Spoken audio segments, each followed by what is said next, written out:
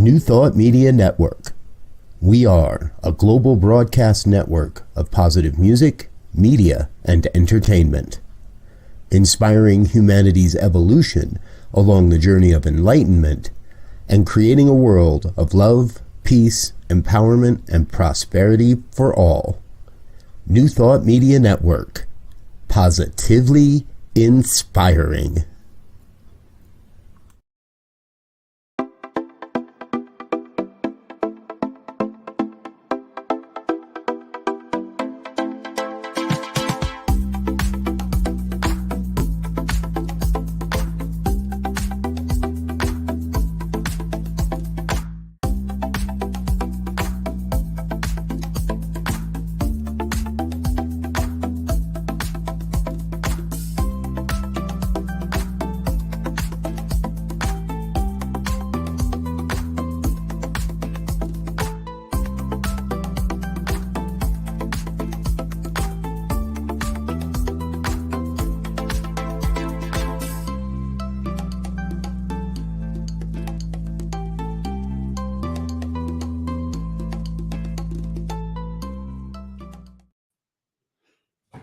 Hello and welcome to Global Focus Today.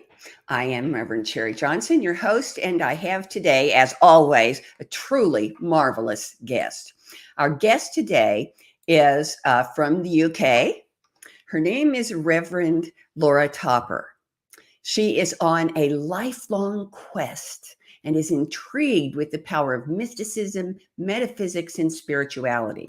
Her journey of self-inquiry began as a teen and was empowered by a labyrinth walk in 2012 that completely changed her life. Laura lives into her vision to serve as a conduit for love and to inspire others to do so. She is on a mission to activate midlife women on the verge of a new beginning, to own menopause, to declare their high-value one-woman businesses, and to live from their divine assignment. Laura is the founder of the Women of Power movement, a social enterprise that inspires personal and community prosperity transformation for women globally. She shares her teachings with women who are shifting into new beginnings and are ready and willing to reveal their divine assignment and unfold into their divine magnificence, to live from the overflow of prosperity, peace, vitality, and love. And I want you to know she is so cool. She did a live global love meditation for over 3 years, every single Wednesday. I was at a lot of them. So I'm telling you, she's got it going on. And here's Reverend Laura to tell you about it her own self. Welcome, Reverend Laura Topper. Oh, Reverend Sharri, it's great to be here. Thank you. Isn't it amazing when you hear your own bio read out? It's like, oh, is that me? I'm so grateful and honored and humbled to be here on your show. I love this show and everything that you're doing. Thank you for inviting me in. Oh, thank you for saying yes. Now I'm going to here's how it works. I ask you questions, you talk, you can't think of anything else to say, and then I ask you some more questions. Okay, perfect. Okay. I love it. So we're going to start with what drew you to Focus Ministry. I know there are people like me who knew from the beginning that they were going to be Focus ministers, and some who started out to be pulpit ministers and then morphed into Focus ministry. So tell us what your journey was. So my journey has really been all about honoring my authenticity, which is, here in the UK, discovering science of mind in the way that I did when I walked a labyrinth in 2012. Before I even knew about science of mind, I walked a labyrinth I was on a coach training, facilitated coach training in San Diego. And I walked a labyrinth, and this labyrinth, the walk in itself, completely opened me up and allowed me to, I had this kind of spiritual epiphany, awakening, rebirthing in the middle of the labyrinth. And that was in 2012. Up until that time, I'd always been so interested in metaphysics and spirituality and mysticism. And I'd practiced to the degree that I had practiced. And yet I didn't really have any formal guidance. And the labyrinth just blew my world open. And when I came back to the UK, my world just didn't feel, it was like everything was new, and everything I'd left behind, it was only a week before I came back, and it was for me a whole new experience and a whole new quest. I was on a quest to really unravel what had happened in the labyrinth. And I know this might not be answering your question directly. I'm going on a little bit of a labyrinth walk here with my answer. But what I realized was that at that point, that however I was going to work in the world and share what had happened for me, it had to be without walls. It had to be where I was able to be free to express myself in a way that I didn't feel committed to being in a certain establishment or in a building. And so really I hadn't even heard of focus ministry or focus ministering at that point. I just knew that was how I wanted to be in the world. And what happened from the labyrinth walk was that I was led to Reverend Anya Slater, who is the a senior minister of Science of Mind UK here, and I started learning from her and with her, and I started unraveling and with the Science of Mind foundations and practitioner courses and classes. I started really wanting to understand more deeply what had happened in the labyrinth, and at the same time, I discovered my singing voice, and I created and wrote 4 albums of songs over that, from then till now, 4 albums of songs, 3 of them with my husband now, Jason. So it was always about me just really sharing my voice and following my heart, and not feeling that I was in a building or one particular place, where I have this freedom to just flow naturally. And I didn't really even know that that was called focus ministry.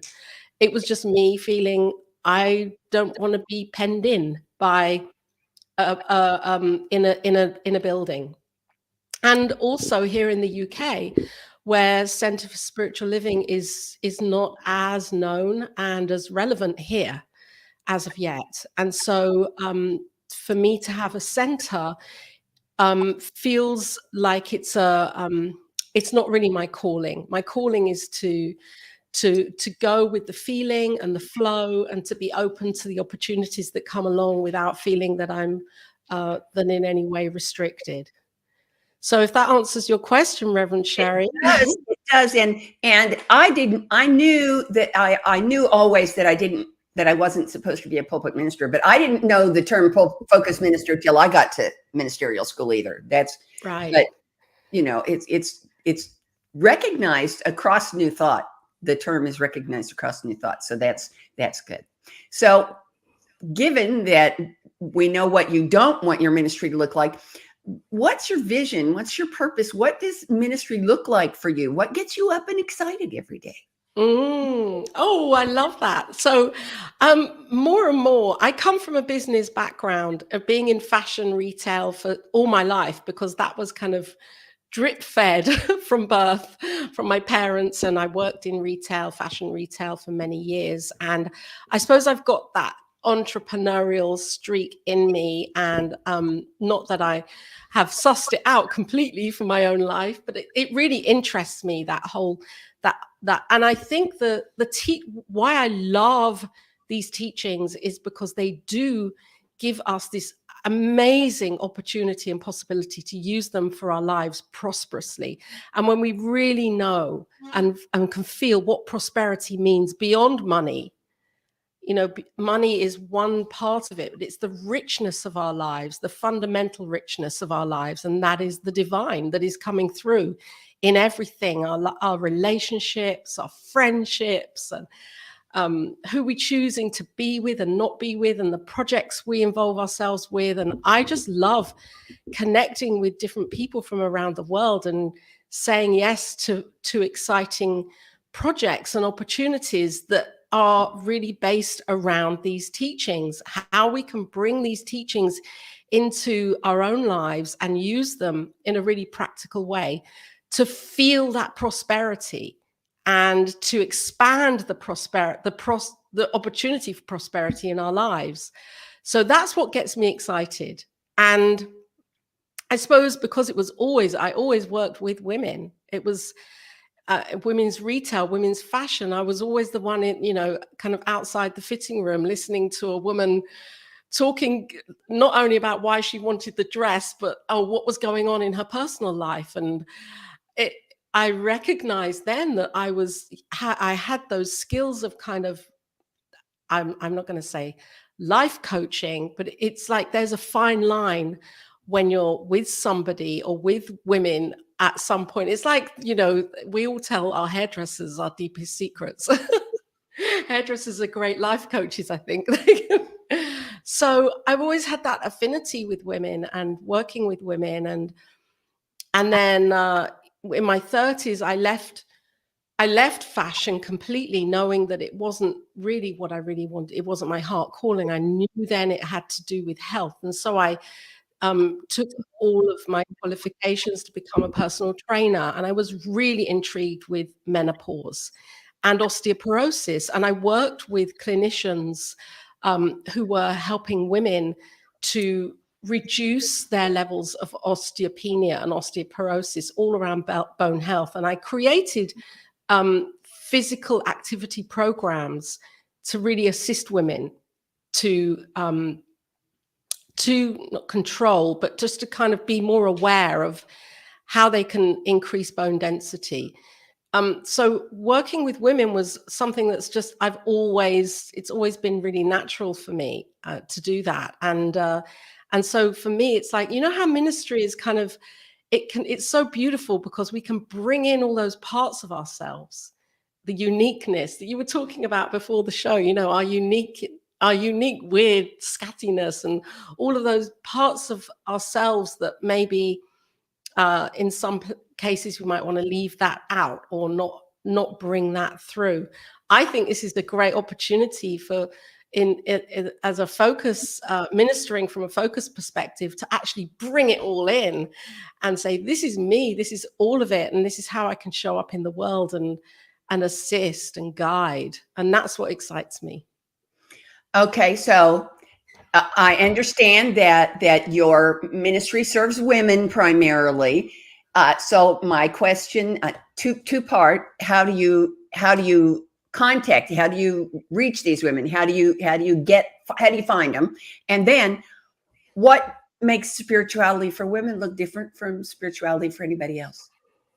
Oh, you've gone off the screen there. I love that. You asked the question and disappeared. So it's really interesting. It's like we let go and trust and have a vision, and believe in that vision because it's our heart's calling. I call it our divine assignment. When we really truly understand and recognize and honor that assignment, it's amazing how we know how the law works. It's continually working, and to let go in faith that the perfect situations and opportunities do show up without having to struggle and strive and make it happen.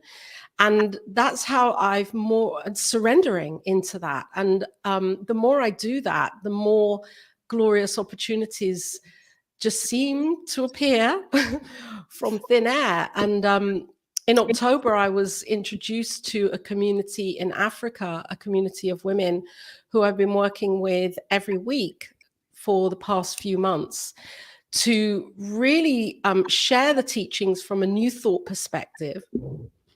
And it's really incredible because this community are quite religiously based. They really do read the Bible, and they use the Bible, and they lean on the Bible as their way of learning and knowing in the world. So it's been really beautiful to actually, for me, to use the Bible with them and to then layer on the science of mind teachings, which we know are based in Christianity and all the religions, many religions.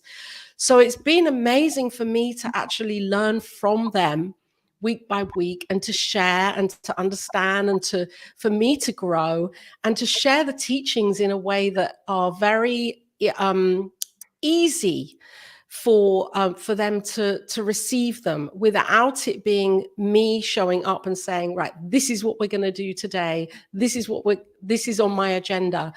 Many times I'm the one saying, right, okay, what is on the agenda today? What would you like to talk about today? What is it that your community really needs today? And how can we look at your thought processes around that and your feelings? And often we can just spend time breathing together as a group and being in touch with the breath and understanding more deeply that we're one. And it's been a really beautiful experience for me. And from that, I have an opportunity to work with another group in Kenya that's coming forward. So isn't it amazing when we say yes, life opens beautiful doorways. Okay, now you're in UK. And this group you've been working with for the past few months on a weekly basis is in Kenya. How did that happen? Well, you see, I've let go of asking how now. It's like, okay, it happened. It happened because I am on the Global Services Committee for Centre for Spiritual Living, which has been another amazing experience to be on that committee with incredible people who are really devoted to expanding the awareness in a very natural and organic way of science of mind around the planet. And because of that, somebody connected with that group, and that's how it happened. So they contacted you and magic happened. I love it. That they contacted the group and then they contacted me. From Karate Kid, when the student is ready, the teacher appears? The teacher appears. Okay. So my teacher's always appearing. So now you answered most of that, but I still want to know why spirituality for women looks different from spirituality for anybody else. Because I feel that for women, it's a much softer, easier. And I really want to come from this place of the divine feminine, which I know, if we look at spiritual communities, many spiritual communities are led by women. They are. I grew up in the Jewish tradition, in the Jewish faith. And when I grew up in the Jewish tradition, when I was going to synagogue, it was all, it was a man, a rabbi. There weren't many female rabbis at that time. Now, in the liberal kind of sector of Judaism, women are much more widely accepted into that as being rabbis. But then it was men. I would go as a child to synagogue, and there would be a typical kind of typecast man, rabbi, speaking in Hebrew, and I didn't even understand it. So that for me was a real, it drove me away from wanting to understand the religion more. So for women, for me, I believe that it's such a powerful time for women to know the truth of who we are right now and to actually claim that. And women's empowerment, I think, is a big part of this, as now we're being given this incredible, expansive opportunity to truly own who we are and be in the world in a way that is not coming from that competitive, pushy place where we feel we have to really, really strive to make our lives work, that we can rely more and more on the divine, on God, and the way that life works, and be the ones that example this to others. So I am still here. Reverend Sharri is here, popping in and out. Sorry, my camera has the hiccups. It's okay. I suspect one really important question I should ask is, how can people contact you? How can people who want to support your ministry support you? Okay, so I have my email address there, my website here, and my email address. People can contact me here, and And I'm always interested to know, and to understand more of how we can create community for women. And that doesn't mean just for women, because I think for me, this is about exempling to others how we can be in the world from that place of the divine feminine. And that has to ripple out to everybody and to our children as well. In the group that I'm working with, every week, children are there.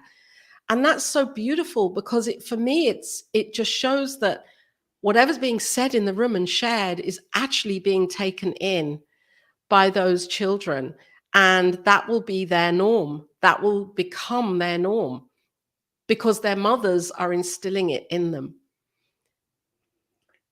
Okay, so I have some questions that I ask everybody. And sometimes they sound a little wonky, but it connects us from interview to interview to interview. So here's the first one. This is my favorite. Well, no, they're all my favorites. I love doing this. 10 years from now, if everything goes exactly the way you want it to go, what will your ministry look like? Oh, I see communities of women of power, communities around the world where there are women that are leading those communities. And when I say leading, I don't mean from a hierarchical perspective. I mean serving in those communities and those circles, and where women that are actually in those circles, whether they are from displaced situations or more vulnerable situations, because they're the women that I really feel to work with, and that I'm being called to work with, women that maybe don't have the opportunities that many other women do.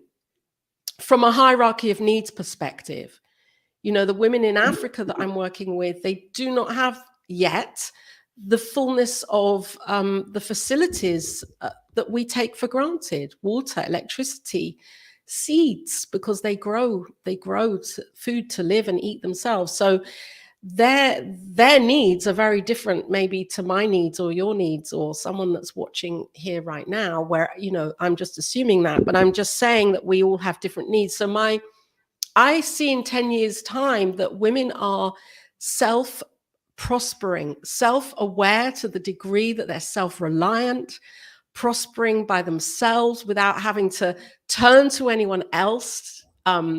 And that's why my ministering really is, it's a social impact project that I'm creating here, because I love it that we are prospering in all ways and that money is a part of that.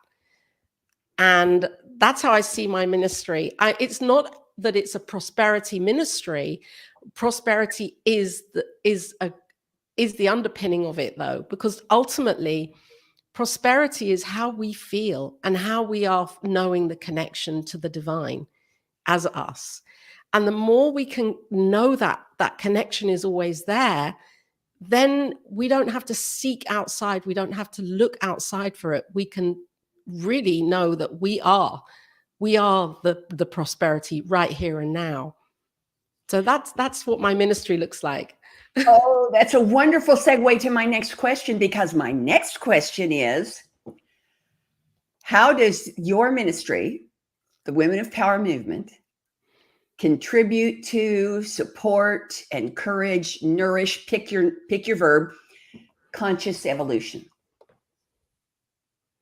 So as we each, as individuals, whether we're women, men, they, whatever identification we choose, gender-wise, as we each take responsibility to be the change that we choose to be and to see, then there is an evolution. We're always evolving. Spirit is moving and evolving in, as, and through us. We can't stop that. But as we open up to that knowing of who we are, more and more, as we choose to do that as a spiritual practice, and then to bring that spiritual practice into our daily lives, so we're living it as the example of it, we see changes happen that we think are seeming miracles, well, we might call them miracles, they're happening right here because we are expanding in our understanding of who we are. So I believe that what I'm doing is a part of what everyone is doing, and I just feel humbled and grateful and honored to say yes within my heart to my peace, to that divine assignment that I am connected with within me, because we each have it. And I think that question, Reverend Sharri, actually now I'm speaking, what I'm feeling is that I hope that I'm inspiring others to see that within themselves so that they can be that for themselves. And then, wow, what a world. What a world, because we're each then doing it for ourselves, not relying on a minister or a practitioner or a guru or a life coach. Because once we get that in here, there's no stopping us. Oh, I need to tell the audience that we did not practice this beforehand because, again, a perfect segue. The next question is, how does the Women of Power movement contribute to support, nurture, pick your verb, world peace? So I believe that prosperity is peace. Well, I believe that the true action of prosperity cannot happen unless we're in that place of peace within us. We have to be at peace within ourselves to be receiving. If we have turmoil and conflict within our own hearts, then we're not open enough and available enough to receive all the goodness. And so living from that place of prosperity, whether we want to experience it in our relationships, in our marriage, in our partnership, with our children, with our mothers, our fathers, whether they're here still on this plane or not, if we truly want to experience prosperity, then we need to sort out our own inner peace and how we be with that, and to do the forgiveness work, to do the work that really matters. It's like there are steps. Like when we make a cake, I don't know, I'm not a good cook. So I'm going to say something that's like, put the eggs in the flour. It's probably the wrong thing to say. But there are certain things you do. But anyway, you put the whole thing in the oven. You don't leave something out and put it in the oven and then add the eggs in afterwards. So, and I think that's the same with spirituality. We're given so many beautiful tools and practices, and we've got to use them. We've got to clear the way to look at the shadow side, to do the inner work, to say, right, I'm stopping now for a day because I want to work through this piece within me, this piece of work within me, to then be clear enough to say, yeah, actually, and I'm accepting all of the goodness of life, which is prosperity. All righty. So prosperity is not something that happens on Friday when you get your paycheck. Prosperity is like spirituality. No. It's so interwoven into your life that it can't be extricated out of it. I heard that correctly, didn't I? So here's my next question. I only have a couple more in the everybody gets these questions. I'm loving them. Okay. What is the thing to which you, as a minister, as a woman, as a human being, are most committed? My spiritual practice and love. And I don't mean that in a cheesy way. Like, it's Valentine's today, by the way. Valentine's Day. Happy Valentine's Day. I mean, I'm most committed to self-awareness, because I wrote out these codes of what it really means to be a woman of power. And I did that probably about 8 months ago, and there are about 40 of them. And the first one is personal responsibility to self-awareness and self-mastery.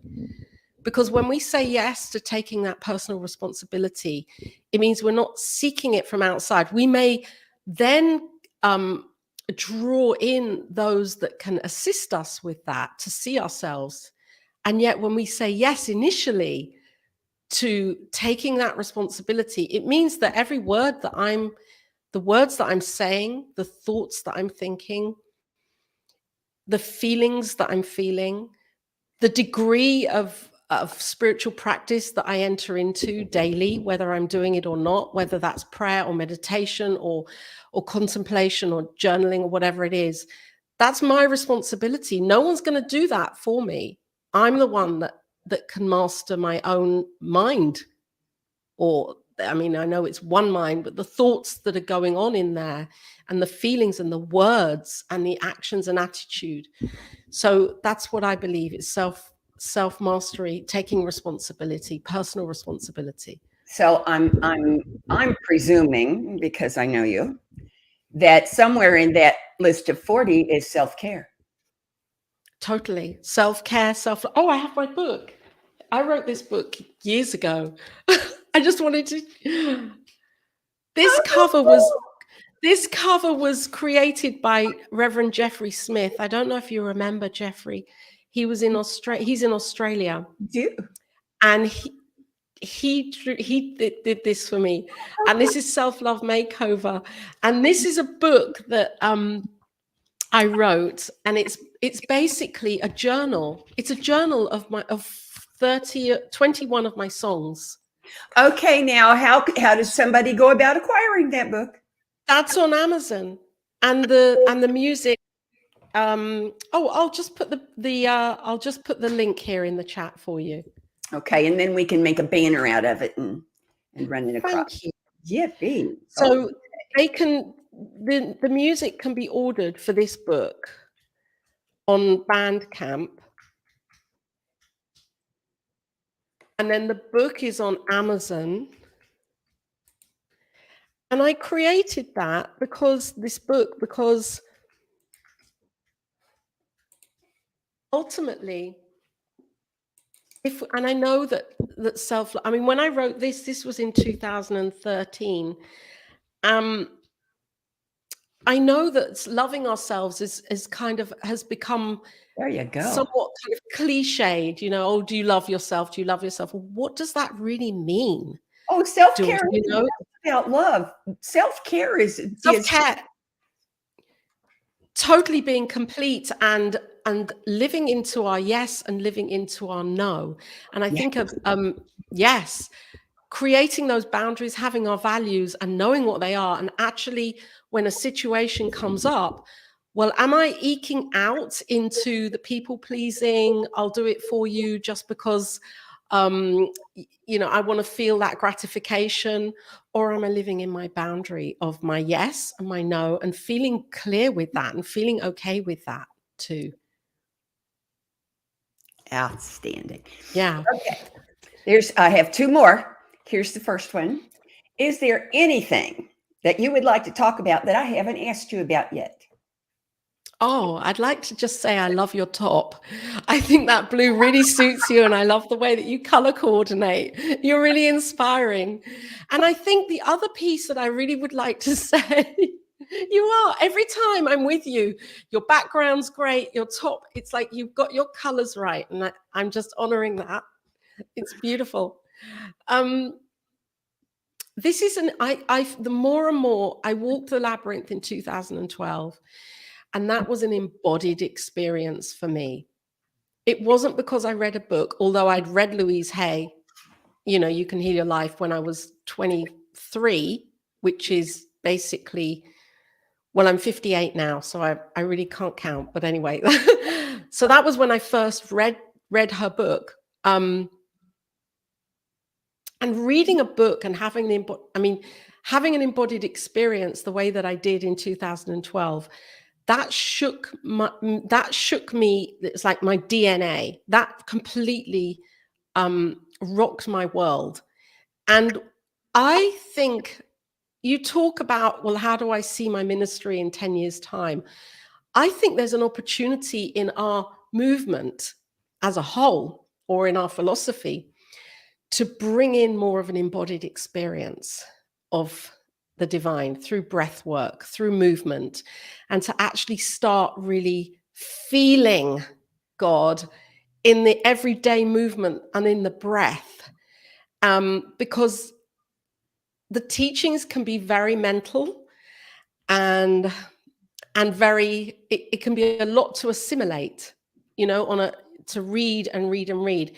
And yet when we feel the experience of God, very often we don't really need to read a lot because we can read it in our hearts. So that's my desire for this teaching of how can we really embody it into our lives and feel it as an embodied experience. I think what you're talking about is the difference between learning about something and learning something. Totally. And I have been a huge proponent for 30 years of kinetic meditation. You know what that means? Kinetic meditation, it means walking a labyrinth or drawing a mandala, right, or doing yes, mala beads. It's not because that's right. I spent 35 years thinking that I could not meditate, because the very first step in every set of instructions, every video, every course, every recording, everything is first still your mind. Excuse me, I taught computer science for 35 years, and I happen to know that's not a one-step subroutine. I need Right, to know absolutely. my mind. And it took a long time for me to figure out that kinetic meditation is the answer to that issue for me.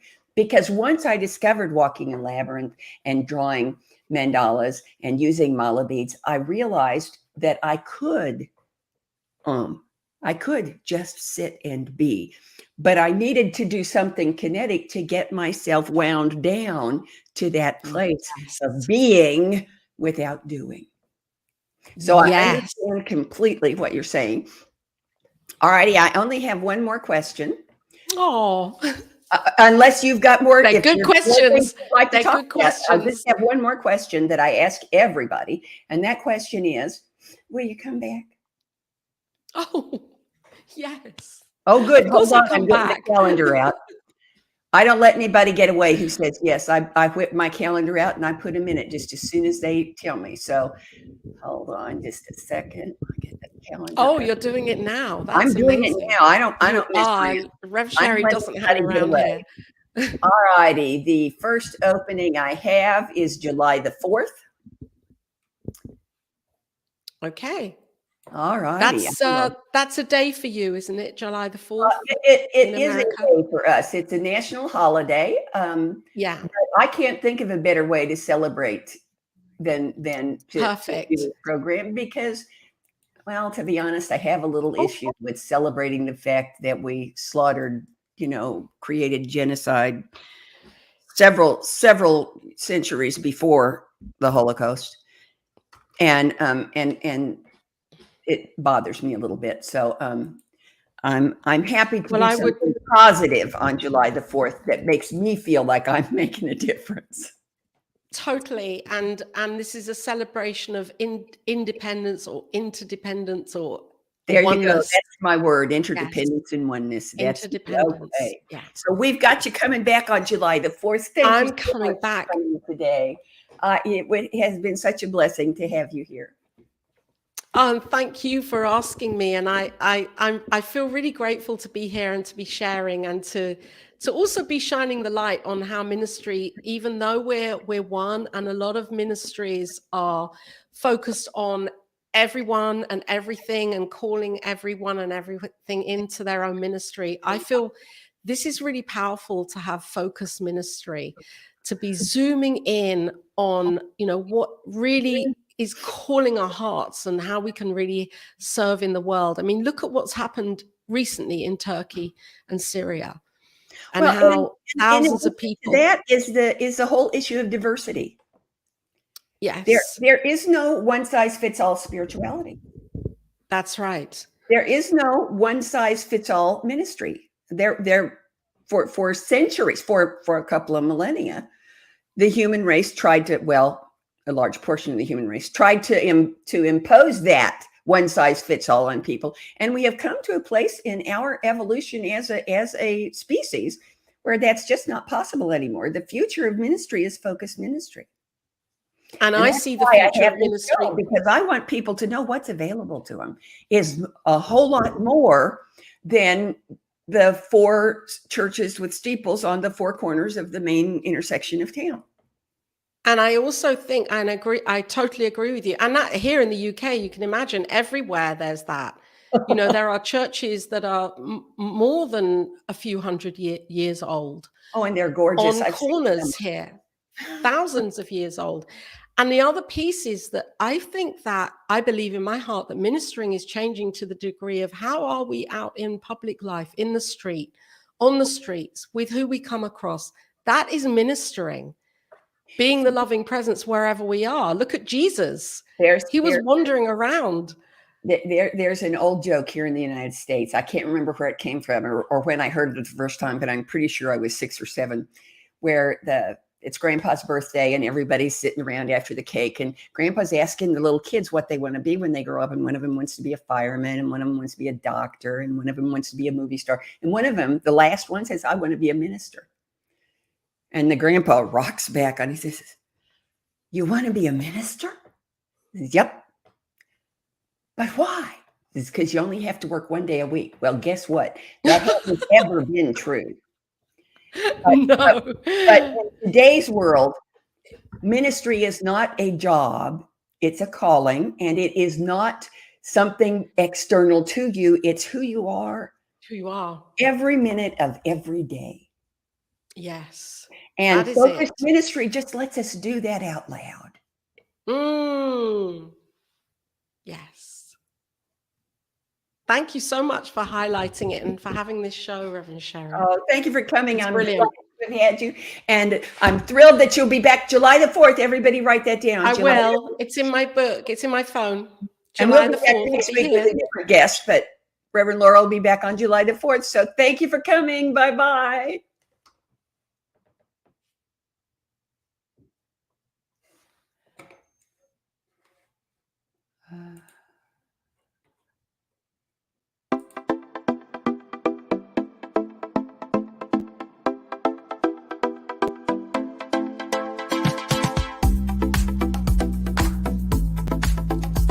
Amazing, amazing, you will do amazing things. Amazing, amazing, you will do